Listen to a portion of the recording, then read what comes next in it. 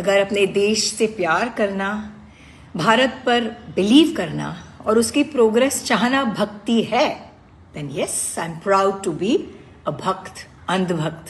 బాలీవుడ్ నటి ఈషా కొప్పికర్. సో ఆమె నరేంద్ర మోడీ చేస్తున్న అభివృద్ధి గురించి ఎప్పటికప్పుడు పొగుడుతూ ఉంటుంది. సో ఆమెను ప్రతిపక్ష నాయకులు మిగతా వాళ్ళు అర్బన్ నక్సల్స్ ఆమెను అంధభక్తురాలు చెప్పి అంటా ఉంటారు. బీజేపీ ప్రభుత్వాన్ని ఎవరైనా పొగిడితే అంధభక్తురాలు అని చెప్పి కామెంట్లు చేస్తూ ఉంటారు. నిజమే, అంధభక్తురాలని నేను దేశం కోసం నరేంద్ర మోడీ చేస్తున్న ప్రయత్నాల కోసం నేను పోవడం కరెక్టే. ఈ దేశంలోనే ఉంటున్నా, ఈ దేశం పెట్టే కూడ తింటున్నా, ఈ దేశ సాంప్రదాయాలను గౌరవిస్తున్నా, దేశ ప్రగతిని పురోగతిని కోరుకుంటున్నా, దేశం అభివృద్ధి గురించి మాట్లాడుతా ఉన్నా. కాబట్టి నేను అంత భక్తురాలని, ఈ దేశం మీద ప్రేమ ఉంది కాబట్టి, ఈ దేశంలో ఉంటున్నాను కాబట్టి, ఈ దేశ ప్రజల ఆశీస్సులు ఉన్నాయి కాబట్టి, దేశ ప్రగతి ప్రజలు కోరుకుంటున్నారు కాబట్టి నేను అంధభక్తురాలని చెప్పి అనడం నేను గర్వంగా ఫీల్ అవుతా ఉంటాను. సో ఎవరైనా సరే ఈ దేశంలో ఉన్న వాళ్ళు ఈ దేశం బాగు కోసం కోరుకుంటే వాళ్ళు నిజమైన భారతీయులు అవుతారు.